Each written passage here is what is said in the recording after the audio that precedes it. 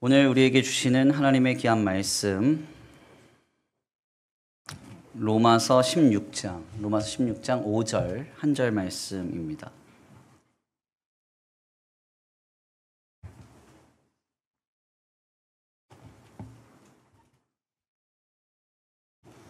로마서 16장 5절 한 절 말씀.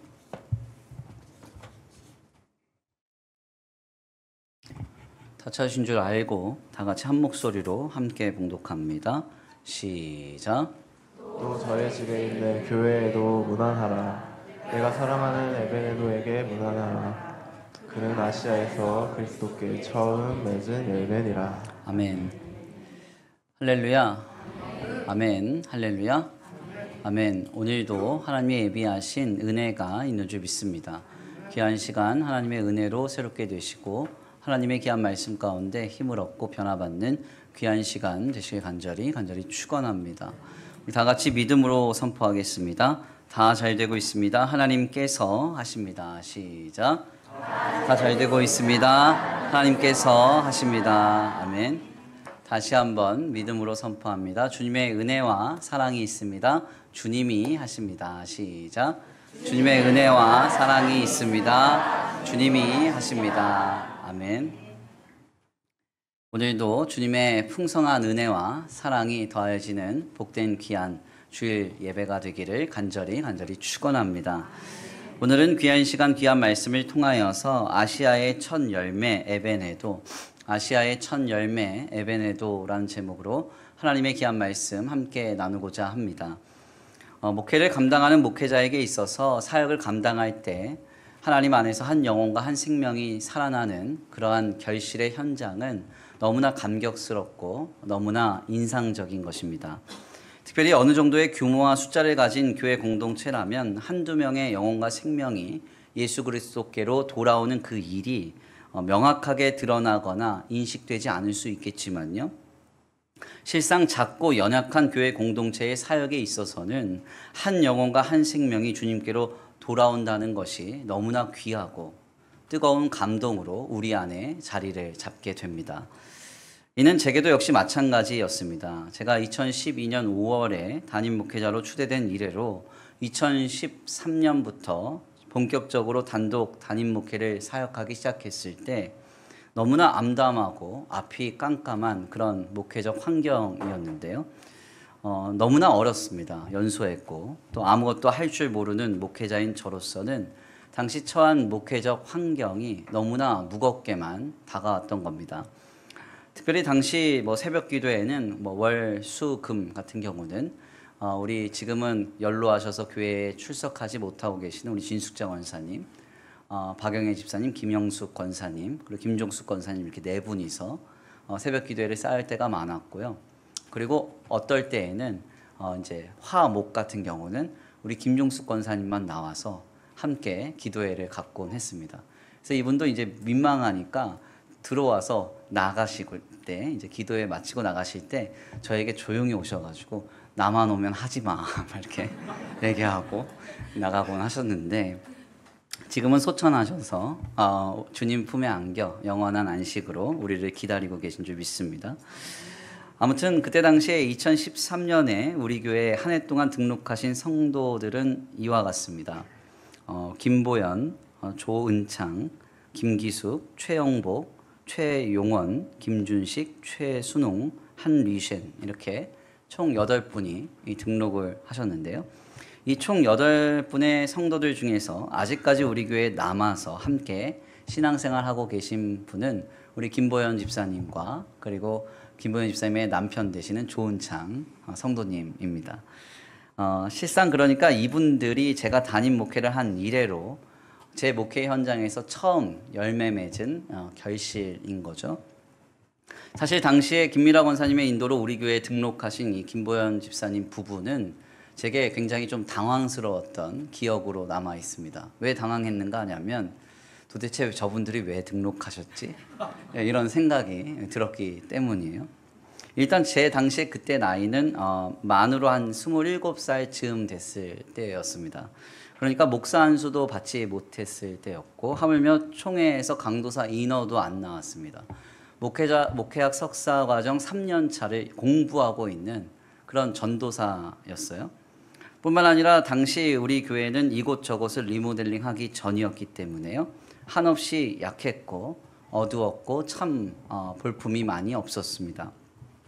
저 사진이 제가 가지고 있는 이제 2013년, 14년 즈음의 이제 사진인데, 사실 저 밑에를 보면 저기가 어딘가 싶을 텐데 저기가 1층 이제 우리 식당, 카페, 교육관입니다. 그러니까 지금하고 비교하면 지금은 뭐 거의 호텔로 바뀐 거죠. 예, 저 공간에서 이제 성도들이 오면 신발을 벗고 상을 피고 이렇게 밥을 먹곤 했고요. 저 뒤에 갈색 소파는 우리 무릎 아픈 어르신들 독차지여서 아무나 앉을 수 없는 지정 좌석이었습니다. 특별히 가관은 이제 화장실이었는데요. 남녀가 함께 들어가서 서로 흩어져 사용하는 남녀 공용 화장실은 뚫려진 일부의 천장으로 인해서 서로의 용변 소리가 익히 들려왔기 때문에 화장실을 한번 다녀온 성도들은 다시는 우리 교회에 들어오시지 않았습니다. 예, 그래서 화장실부터 고쳐야 되겠다 이런 이야기가 나오곤 했죠. 아무튼 이런 교회에 무려 10여 년 전에 이미 등록을 하셔서 오늘까지 함께 신앙생활하고 있다는 것은 너무나 큰 하나님의 은혜가 아닌가 싶습니다. 예, 주님이 거부할 수 없는 압도적인 능력으로 김보현 집사님의 모든 감각을 막아주셔가지고 그래서 함께 주님의 교회를 이뤄가고 있는 것 같아요. 지금은 김보현 집사님의 두 자녀인 조승현, 조예서 두 아이들이 신앙 안에서 잘 자라고 있어서 너무나 감사할 따름입니다. 그래서 지난 우리 전교인 수련회 때 첫 집회의 반주를 우리 조예서 자매가 했다는 거 아닙니까? 그래서 너무나 감격스럽고 감사합니다. 이렇게도 어렵고도 고단한 목회 현장에 있어서 첫 열매는 참으로 인상적으로 오래 기억에 남습니다.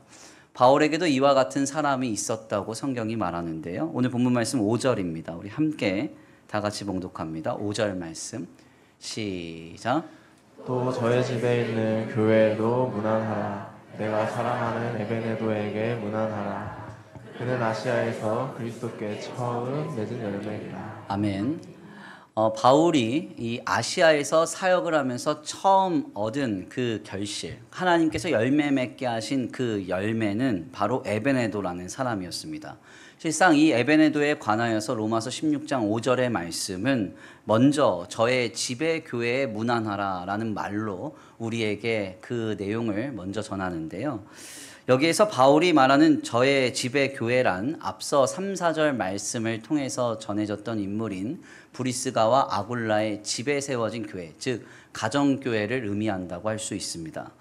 많은 성서신학자들은 이 두 내용이 한 구절의 연결형으로 전달되는 점을 두고 브리스가와 아굴라 집에 세워진 가정교회와 이 에베네도 사이에는 어떤 상관관계가 있을 것이다 라고 추론을 하는데요. 결국 많은 성서 신학자들은 바울이 브리스가와 아굴라의 가정에서 교회를 시작하면서 그 사역의 첫 결실로 여겨진 사람이 에베네도였거나 아니면 두 번째로 혹은 브리스가와 아굴라의 가정교회에 현재 출석하고 있는 이가 에베네도였을 것으로 추정합니다. 이는 오늘 우리에게 굉장히 중요한 깨달음을 전해주죠. 먼저 우리가 사도행전을 통해서 사도 바울이 사역하는 현장을 보면 놀라운 회심 사건이 나타납니다. 귀신 들린 자가 해방되거나 병든 자가 치유되거나 한 번의 설교로 수많은 사람들이 주님께로부터 돌아오는 그 역사가 나타나게 되죠. 굉장히 다이나믹하고 특별한 회심 사건들입니다. 그런데 실상 바울이 증거하는 아시아 사역의 첫 열매의 존재는 이러한 방식으로 믿음을 영위하고 있지 않음이 확인된다는 거죠. 에베네도는 어떻게 주님을 영접하고 예수를 그리스도로 믿어 신앙생활을 하고 있는가? 오늘 본 말씀 5절 말씀 보니까 뭐라고 말합니까? 사도 바울과 함께 사역의 여정을 떠났던 브리스가와 아굴라의 작은 교회 공동체 안에서 세워진 그 교회에 참여하며 묵묵히 신앙생활을 영위하고 있는 그 사람이 아시아에서 사역 가운데 처음 결실한 열매라고 말하고 있는 겁니다. 이는 상당히 인상적인 증언이죠. 사도 바울은 에베네도가 특별한 어떤 축사나 혹은 신유나 은사의 어떤 신비적인 경험을 가지고 신앙생활을 감당하며 영위하고 있다고 말하고 있지 않아요. 다만 바울은 지금 브리스가와 아굴라의 아주 작은 가정교회 안에서 신실하게 신앙생활을 하고 있는 그 이가 바로 아시아에서 처음 열매 맺은 결실이라고 말하고 있는 겁니다. 가만 한번 생각해 보세요. 바울이 고린도 지방에서 쫓겨날 때 브리스가와 아굴라는 함께 결단하여 모든 것을 버리고 바울과 함께 떠났습니다.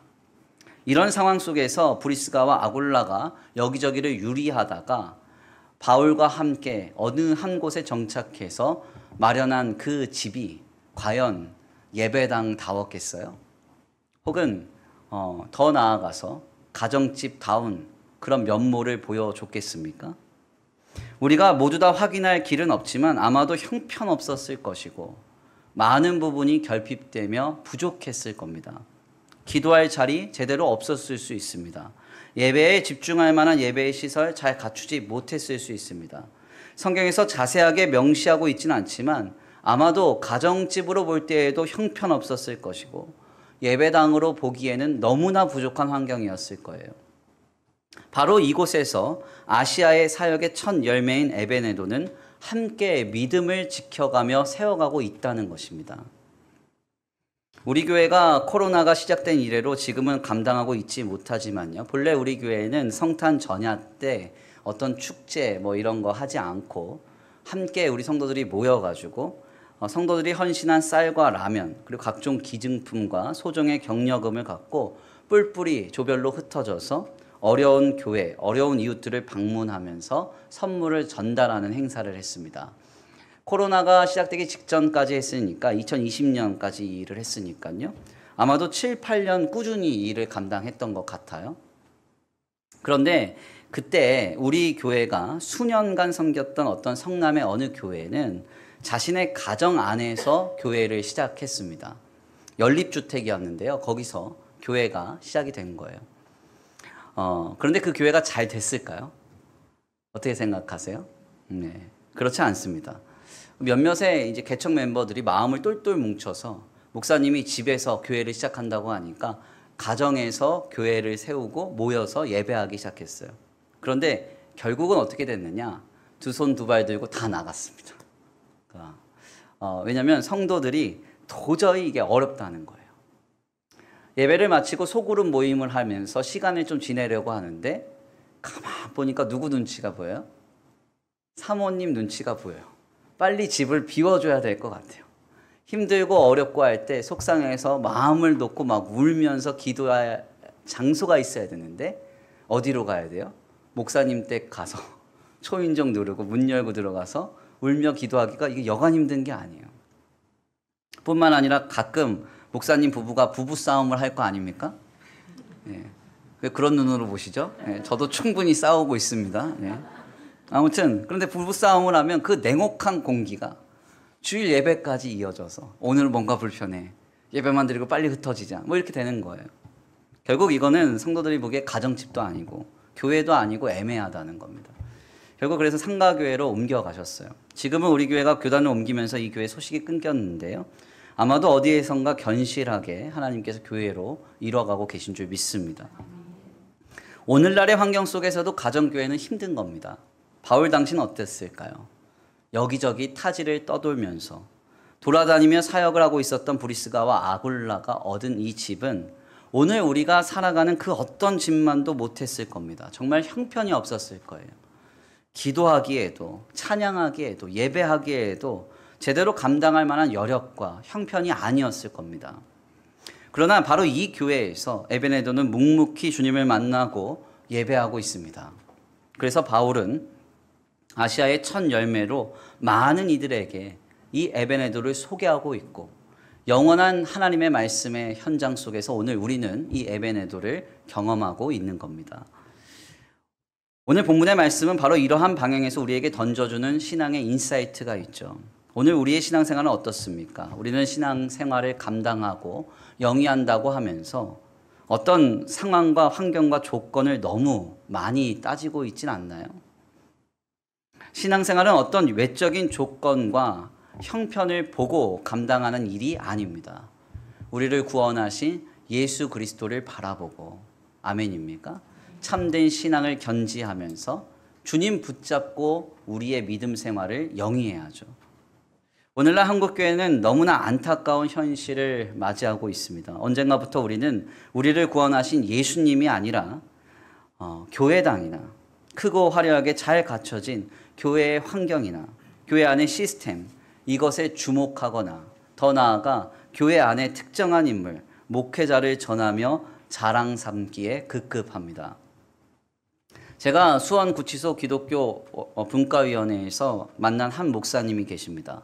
이 목사님이 식사를 하는데 저한테 한탄을 하면서 그렇게 얘기하세요. 장로님들이 자기 보고 계속 방송 출연하라고, 전국 곳곳을 다니면서 강의하러 다니라고 계속 그렇게 체근하신다는 거예요. 그래서 그 왜 그런가 들어봤더니 본래 이 교회가요, 대치동에 있었습니다. 그래서 대치동에서 부흥을 해서 예배당을 건축하려고 했는데 그 지역사회에 허가가 안 나온 거예요. 그래서 이 교회의 원로 목사님이 너무 화가 나서 내가 대치동에서 목회 안 해, 용인으로 내려와서 정원교회 세울 거야 해서 용인에 교회를 세웠는데요. 정말 의리의리한 예배당을 지었습니다. 제가 가봤더니 우리 수원역이 앞에 있는 문화예술회관 있잖아요. 그 정도 규모예요. 교회당이 엄청난 규모죠. 그러니까 목사님이 고생해서 이 예배당을 입당한 겁니다. 그리고 나서 얼마 안 돼서 너무 고생하셨는지 소천하셨어요. 예. 그러니까 예배당은 이제 멋지게 지어놨는데 사람이 몰려들어야 되는 거예요. 그래서 장로님들이 그러셨다는 거예요. 이제 우리 교회는 예배당은 됐으니까 스타 목사가 필요하다고. 스타 목사가 필요하다고. 그래서 자꾸 돌아다니라는 거예요. 자꾸 방송 출연하라는 거예요. 너무나 황당한 일이죠. 지금 교회가 세워지는 일에 뭐가 필요하다고 말하는 거예요? 건물과 사람이 필요하다. 이렇게 말하고 있는 거예요. 주님의 교회는 사람과 건물로 세워지는 게 아닙니다. 예수님이 세워가시는 것이죠. 성령의 은혜가 우리를 세워가는 거죠. 도대체 왜 우리는 자꾸 눈에 보이는 크고 화려한 건물과 특별한 외모나 언변을 갖춘 뛰어난 특정 사람에게 주목하고 있을까요? 우리 예수님은 가로 7m, 세로 3m의 벽돌로 쌓아 올렸던, 그래서 한쪽 벽의 높이가 무려 63빌딩 정도 되는 그 높이로 쌓아 올렸던 거대한 예루살렘 성전을 무너뜨리기 위해 오셨다고 했습니다. 그리고 예수를 그리스도로 믿는 우리 자신을 하나님의 성전으로 삼겠다고 말씀하시죠. 그런데 우리는 눈에 보이는 예배당과 환경, 특정한 사람을 주목합니다. 우리를 구원하신 예수님을 봐야 되는데, 하나님의 은혜를 바라보고 주님 붙들어야 되는데 우리가 너무 잘못된 길로 나아가고 있다는 것이죠. 건물과 같은 외적 환경과 특정한 사람을 주목했던 신앙은 이미 서구 유럽 기독 사회가 걸어왔던 길입니다. 결국 지금 어떻게 되었을까요? 아무것도 남지 않고요. 건축물만 남았어요. 예배당만 남았습니다. 서구 유럽 사회에 여기저기를 다녀보면 곳곳에 유명한 신앙인들의 유적과 동상은 남아 있습니다.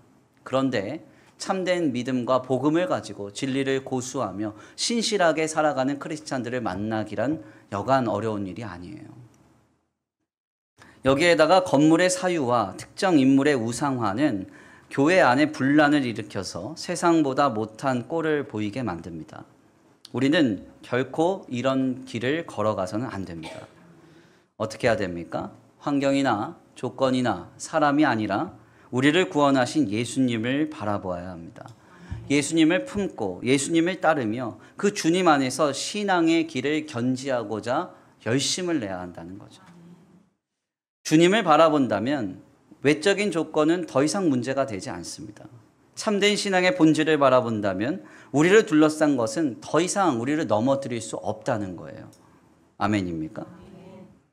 가만 한번 생각해 보면요. 실상 신앙생활의 외적 환경은 너무나 상대적이죠. 네. 내게 좋은 것이 남에게는 좋지 않을 수 있고, 남에게 좋은 것이 내게 좋지 않을 수도 있습니다. 더 나아가 이것은 유동적이며 빨리 익숙해진다는 거죠. 우리 교회는 이제 거의 70-80% 이렇게 수평이동으로 저희 교회에 등록하셔서 함께 교회를 이루고 가신 성도님들이 많이 계십니다. 그 중에서 특별히 큰 교회에 다니시다가 우리 교회에 오신 분들의 공통적 이야기는 예배당이 너무 좁다는 거예요. 예. 물론 이 전체적으로 절대적으로 봤을 때 면적에 비해서 숫자가 많은 것 사실입니다. 좁은 것 사실이에요. 그래서 당회와 많은 분들이 함께 기도하면서 어떻게 이 문제를 해결할 수 있을까 노력하고 애쓰고 있습니다. 하나님이 정하신 때에 합당한 방법으로 좋은 환경을 허락해 주시리라 믿습니다. 뿐만 아니라 우리 예배당을 보면서 천장이 낮다는 분들 많아요. 예, 그래서 환기도 좀 어렵고 시야도 좀 어렵다 이런 이야기를 많이 합니다. 근데 제가 놀라운 신비를 말씀드릴게요. 6개월 지나면 익숙해집니다. 괜찮아져요. 처음에는 왜 이렇게 좁아 이러는데 나중에는 괜찮아요. 괜찮아. 너무 큰 예배당에 본인이 그동안 익숙해져서 작은 예배당 왔더니 어색한 거예요. 6개월 지나고 1년 지나면 다 괜찮아져요. 제가 요 근래 황당한 이야기 하나 들었거든요. 이번에 전교인 수련회 장소가요. 직사각형의 대세미나실을 가지고 있었는데 정말 너무 좁았습니다. 특별히 사람이 예상보다 많이 와서 이 업체에서 120개 의자를 깔아놨는데 저희 교회에서 한 30개 정도 더 가져갔거든요. 의자를. 그래서 갖다 놨더니 저기 다 우르르 앉았는데 완전 돗대기 시장이에요. 예, 그래가지고 뭐 너무 힘들었어요. 율동도 크게 못해요. 옆에 있는 사람 부딪힐까봐. 더 안타까운 점은 뭐냐면 세미나실 공간이 직사각형인데 단상이 없어가지고 뒤에 계신 분들은 강사님 얼굴이 안 보이고 찬양단 모습, 율동팀 모습이 안 보인다는 거예요. 그러니까 은혜가 잘 안 됩니다. 사실 저도 예배 때마다 주중 기도회 때마다 발판 밟고 올라가는 이유가 있어요. 키 작은 거 숨기려고 그런 게 아닙니다. 숨긴다고 숨겨지지 않잖아요. 그죠? 제가 조금이라도 올라와야 예배 드리시기가 좀 더 쾌적해요. 안 그러면 이 작은 키 때문에 답답하다고요. 답답해. 그러니까 오해하지 마세요. 목사님 키 커 보이려고 발판 밟고 올라갔구나. 그러지 마시고 쾌적하게 예배 드리시라고 하는 거예요. 아무튼 저도 이날 그래서 너무 이게 사람이 많아가지고 어떻게 하면 좋을까 했고 또 둘째 날 이제 찬양 집회 때는 제가 앞자리를 양보했거든요. 그래서 뒤에서 이제 예배하는데 뒤에서 찬양 집회를 하는데 강사님 얼굴이 안 보이니까 은혜가 하나도 안 되는 거예요. 그래서 맨 뒤에 가서 2시간 동안 내내 서서 예배했습니다. 정말 은혜 많이 받았어요. 그 정도로 뒤에서는 모든 집회와 예배를 드리기가 참 불편했습니다. 그런데 이곳에 3일 내내 토요일까지 있다가 주일날 우리 교회 오신 분이 저한테 그런 이야기를 하십니다. 우리 교회 예배당 오니까 공간이 확 튀어서 너무 좋대요. 목사님 얼굴이 환히 보여가지고 속 시원했대요. 네.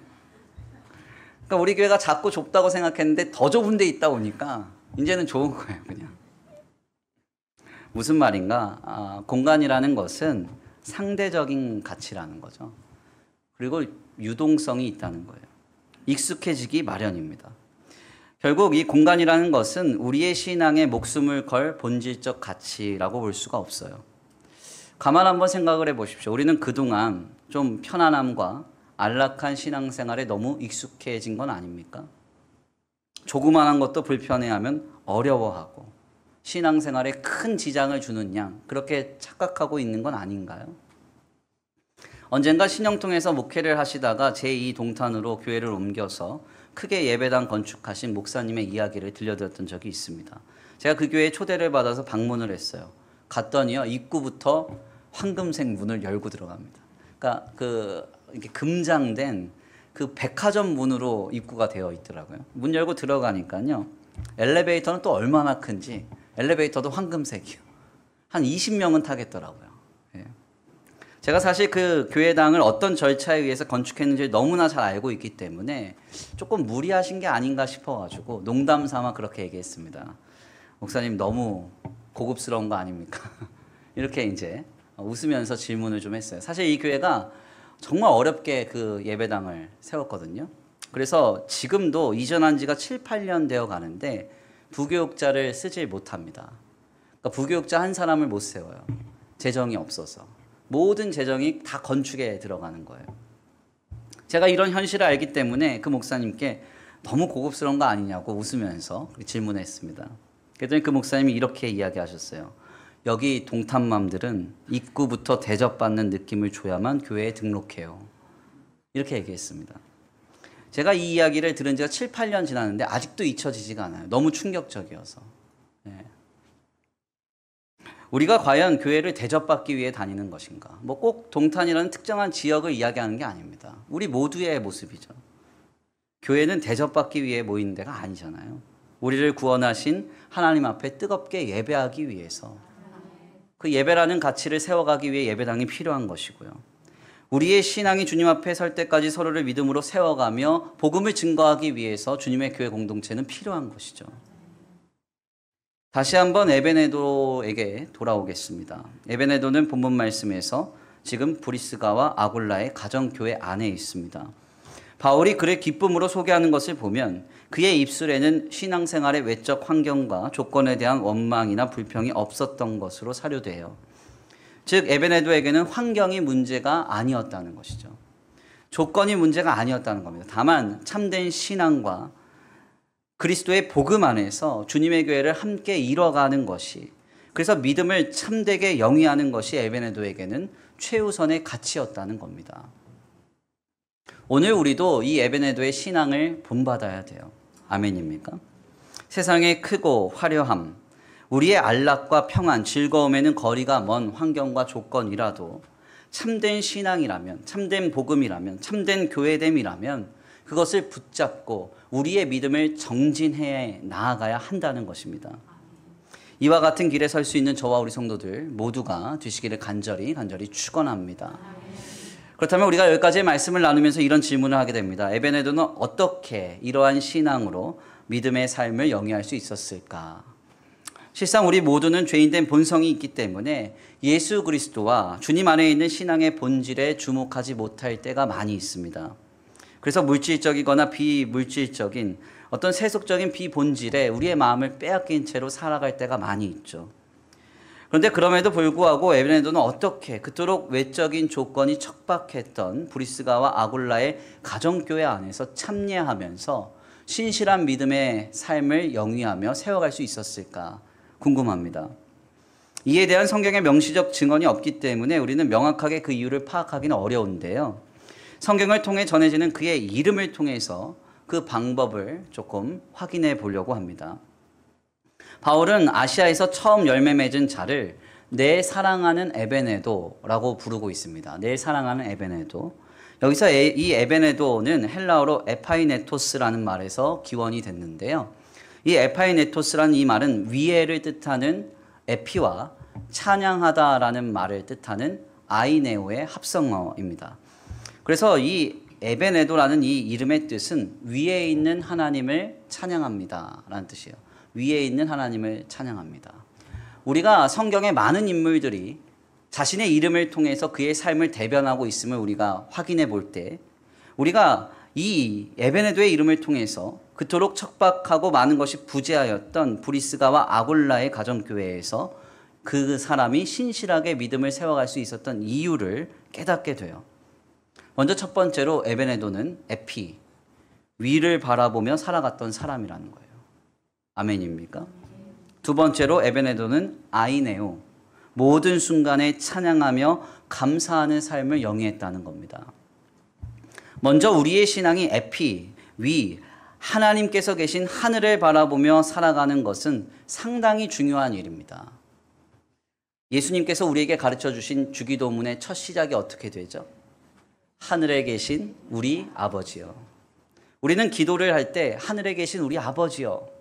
이렇게 고백하며 기도를 해야 한다고 예수님이 가르쳐요. 특별히 여기에서 우리말 하늘에 계신이라는 이 번역에 관해서 스위스의 종교개혁자인 블링거는 당신은 하늘에 계십니다라는 선포의 말로 주기도가 시작됨을 말합니다. 그러니까 오늘 우리의 모든 기도는 위에 계신 하나님을 바라보고 하나님은 하늘에 계십니다 선포하면서 기도해야 된다는 거예요. 특별히 블링거는 여기서 하늘이란 우리 하나님 아버지를 향한 믿음이 거하고 우리가 그를 경배하며 주님이 어디에서나 모든 것 안에 거하신다는 그 믿음의 공통의 집, 이것이 바로 하늘이다 이렇게 말합니다. 그래서 우리가 기도를 시작할 때 하늘에 대한 언급을 통해서 세상의 허탄함을 잊어버리게 되고 이 땅의 죄악으로 인한 가련한 상태를 인식하면서 하나님께 부르짖게 된다고 말해요. 아멘입니까? 쉽게 설명하자면 우리의 삶을 믿음으로 신실하게 살아가기 위해서는 삶의 모든 순간순간 주님께 간구하며 기도할 때 하늘, 주님이 거하시는 그곳을 바라보며 붙잡고 부르며 살아가야 한다는 겁니다. 우리 주변에 있는 세상과 사람과 물질을 바라보며 우리가 믿음 생활하기란 여간 힘든 일이 아니에요. 그러나 우리를 구원하신 주님과 함께 주님을 바라보며 살아가면, 위에 계신 주님을 바라보면 모든 환경과 조건 속에서 우리는 담대하게 승리할 수 있습니다. 그래서 창세기서에서 증거하는 노아 홍수의 당시 방주 구조를 보면요, 이 메시지가 너무 명확하게 은유되죠. 하늘에서 마치 구멍이 난 것처럼 비가 쏟아져 내립니다. 온 천지 만물이 물에 잠기는 엄청난 홍수였어요.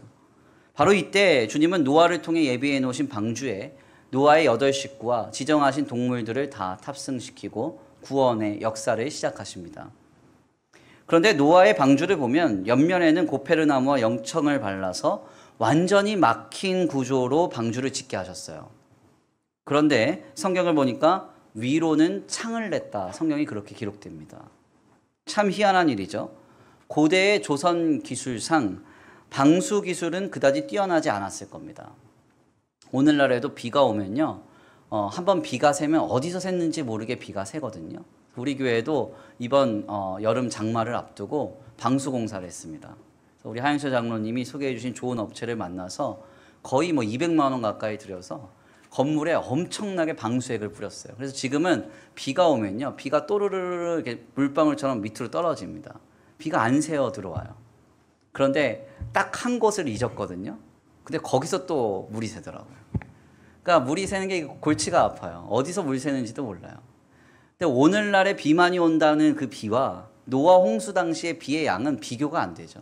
엄청난 비일 거예요.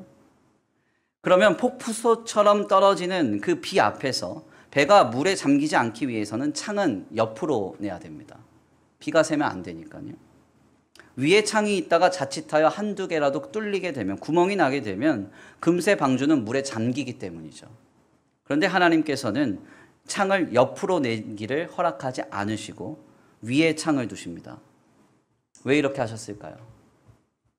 노아의 방주에 탑승하지 못하고 홍수에 죽어가는 동물과 사람들의 울부짖는 소리, 캄캄한 어둠과 방주에 탑승한 짐승들의 울음소리, 각종 오물들의 지독한 냄새 속에서 빗소리만 들리는 150일 동안 노아의 8 식구들은 위로 난 창으로 하늘만 바라보고 있는 거예요.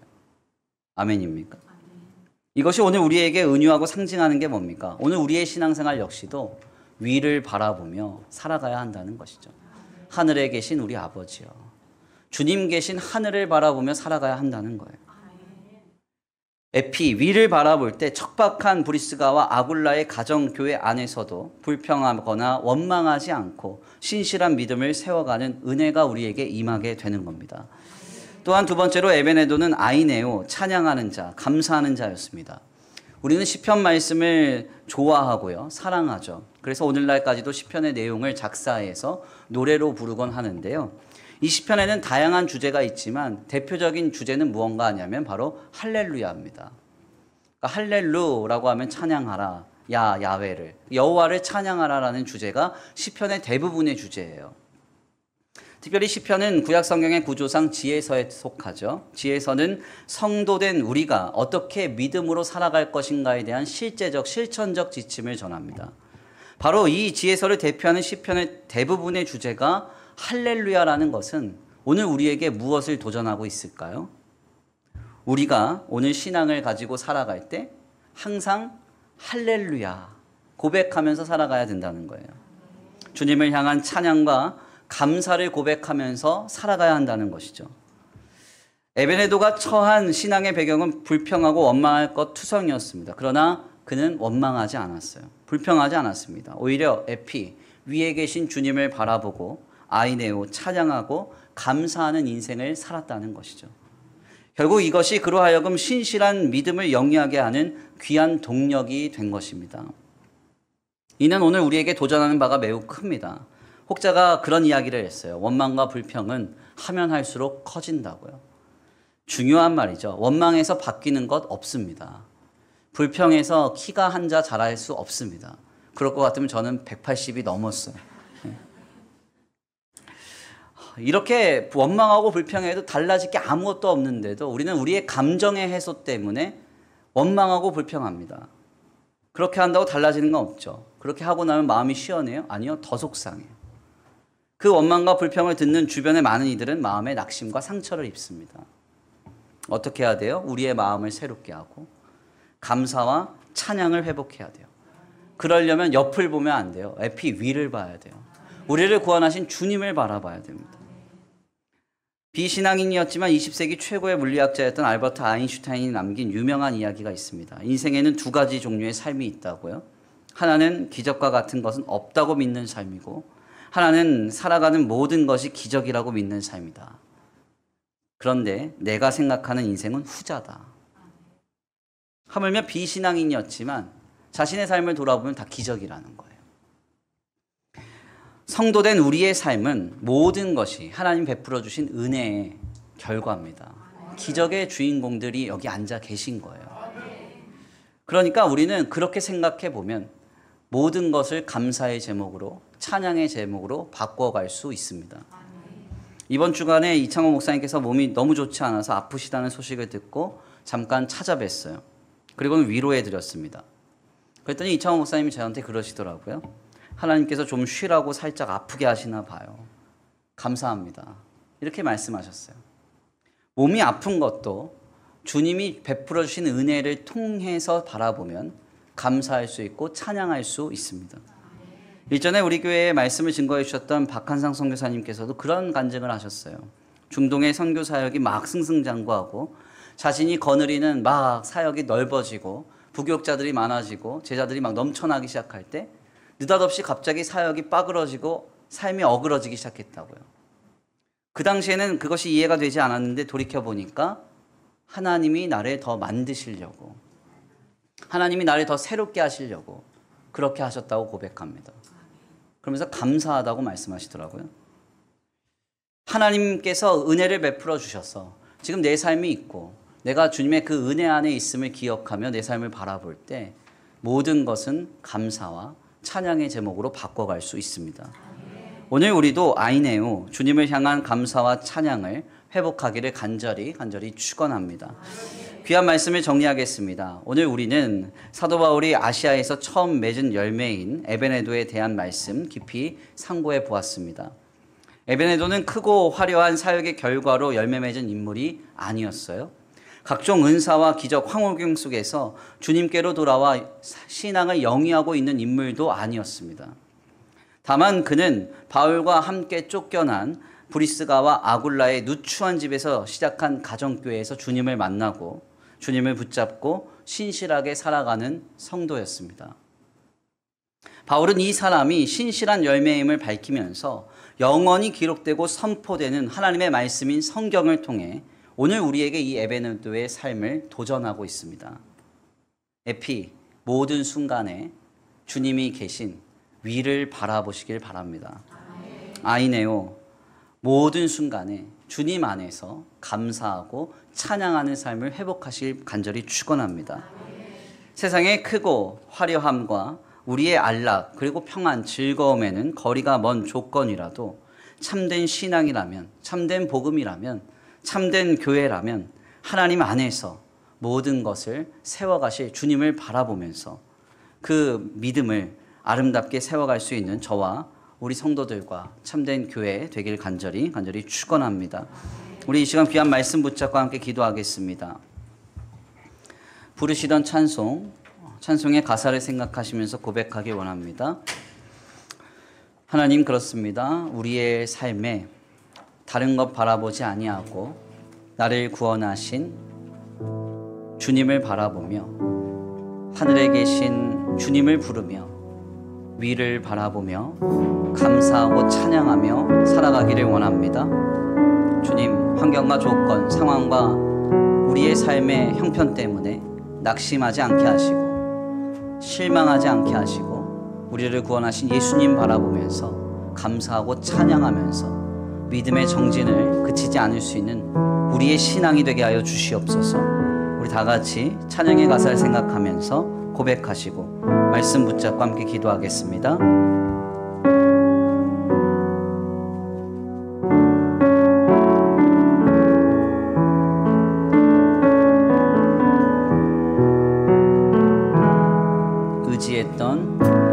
의지했던 모든 것 변해가고 억울한 마음은 커져가네. 부끄럼 없이 살고 싶은 마음 주님 아시네. 아멘. 모든 일을 선으로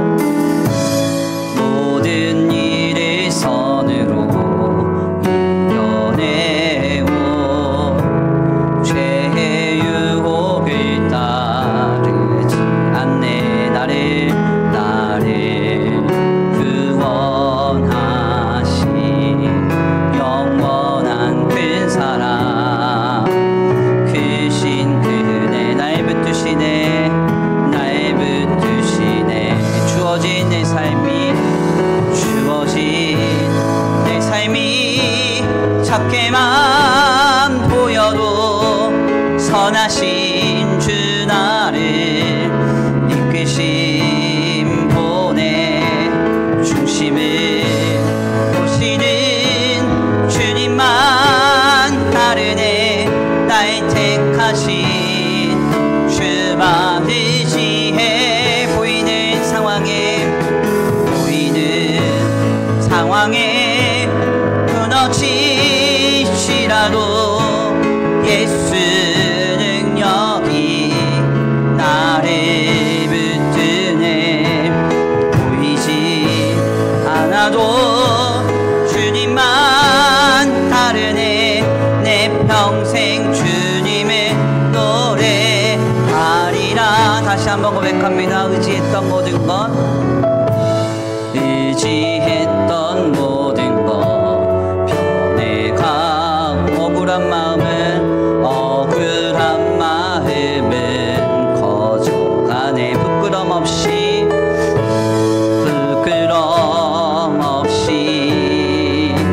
살고 싶은 마음 주님 아시네.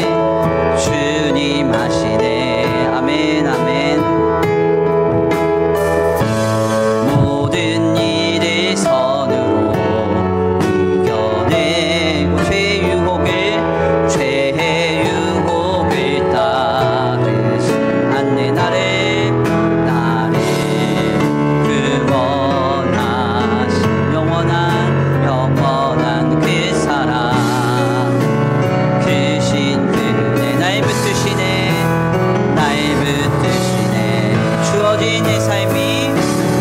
주어진 내 삶이 작게만 보여도 선하신 주 나를 이끄신 분의 중심을 보시는 주님만 따르네. 날 택하신 주만 의지해. 보이는 상황에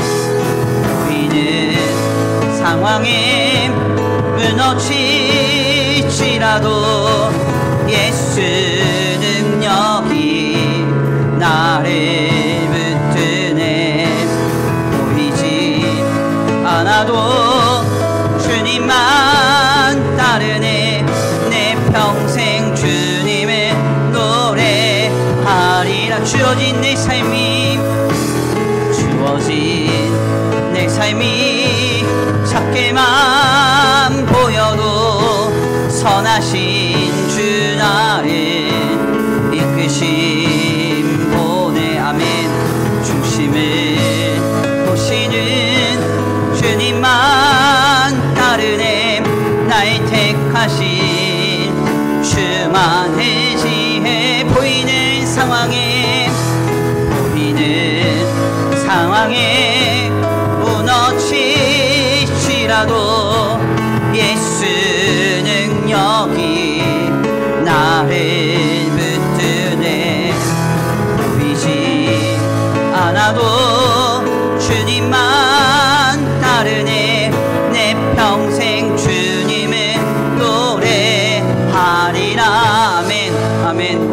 함께 기도하기 원합니다. 하나님, 그렇습니다.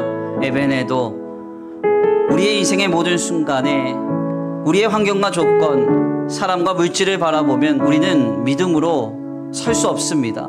순간순간 타협하며 넘어지며 낙심할 수밖에 없습니다. 에피, 위를 바라보게 하시고 하늘에 계신 우리 아버지여 부르며 주님을 뜨겁게 붙들게 하여 주시옵소서. 아이네오, 우리의 인생에 잃어버린 감사와 찬양이 회복되기를 원합니다. 주님 베풀어 주신 그 은혜를 기억하며 모든 것을 바라볼 때 감사할 일뿐이요 찬양할 일뿐인 줄 믿습니다. 주님, 그 놀라운 삶을 회복시켜 주시옵소서. 우리 다같이 귀한 말씀 붙잡고 에베네도의 삶을 다시 한번 믿음으로 도전받으면서 함께 기도하며 나아가겠습니다. 기도합니다. 사랑과 은혜가 많으신 하나님, 감사합니다. 오늘 귀한 시간, 귀한 자리로 주님 앞에 나와 하나님의 귀한 말씀을 상고하며 주께 가까이 나아가게 하시니 감사합니다. 주님, 그렇습니다. 오늘 우리의 삶이 아버지 하늘에 계신 주님을 부르며 하늘에 계신 주님을 바라보며 살아가는 우리의 인생이 되기를 원합니다. 주님, 우리의 삶의 환경과 조건과 형편을 바라보면 낙심할 일뿐입니다. 상처받을 일뿐입니다. 마음이 늘 믿음 안에서 타협되고 넘어질 뿐입니다. 주님, 우리의 시선을 들어 하늘을 열어두신 주님을 바라보게 하소서. 하늘을 열어두시고 나를 부르라 하시는 주님을 보게 하여 주시옵소서. 주님, 이 시간 우리의 마음과 우리의 생각과 우리의 중심이 하나님께로 온전히 향하여지기를 원합니다.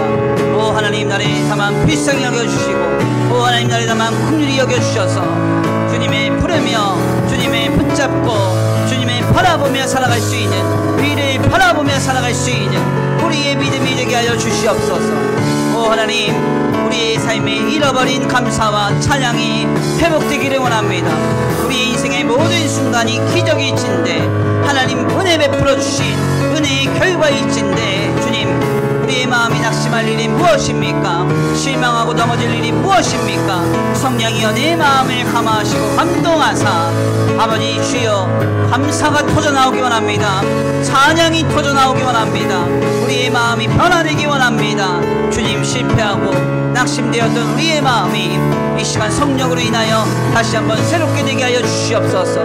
그래서 에베네도처럼 척박한 신앙의 환경이라도 조건이라도 아버지 브리스가와 아굴라의 집에서 예배하는 그러한 조건이라도 주님 안에서 감사하며 기뻐하며 진실하게 거룩하게 진실하게 믿음을 세워갈 수 있는 우리 삶이 되게 하여 주시옵소서. 지금 일하여 가시 주님의 기대합니다. 함께 하시 주님의 기대합니다. 역사하시 주님의 기대합니다. 우리의 마음을 새롭게 하시고 우리의 중심을 새롭게 하여 주시옵소서. 에베네도처럼 위를 바라보며 감사하며 찬양하며 살아갈 수 있는 우리의 믿음이 되게 하여 주시옵소서. 지금 일하여 가시 주님의 기대합니다. 우리를 새롭게 하시 주님의 기대합니다. 오 하나님, 역사하여 주시고 오 하나님, 인도하여 주시옵소서. 오 주님, 성령이여 말할 수 없는 탄식으로 거부할 수 없는 압도적인 하나님의 능력과 은혜로 우리를 지금 새롭게 하여 주시옵소서. 도우실 줄 믿습니다. 함께 하실 줄 믿습니다. 역사하실 줄 믿습니다. 마치 내 삶이 작게만 보여도 선하신 주 나를 이끄심 보내 중심을 보시는 주님만 따르네. 날 택하신 주만의 지혜 보이는 상황에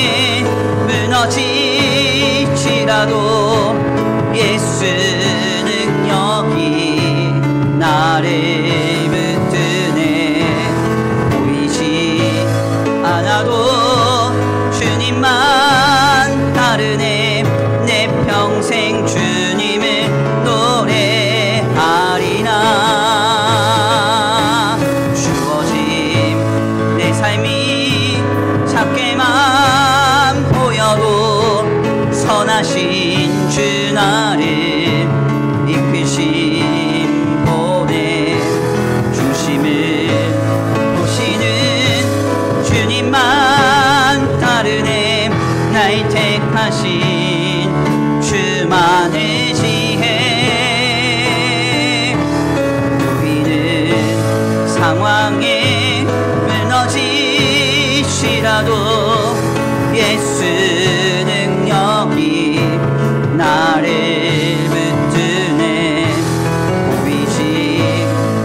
나도 주님만 따르네.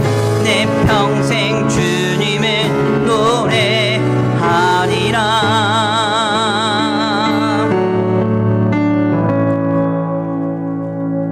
하나님 감사합니다. 오늘 귀한 시간, 귀한 자리로 주님 인도하여 주셔서 아시아에서 첫 맺은 열매인 에베네도의 삶과 신앙을 말씀을 통하여 도전받게 하시니 감사합니다. 주님, 그렇습니다.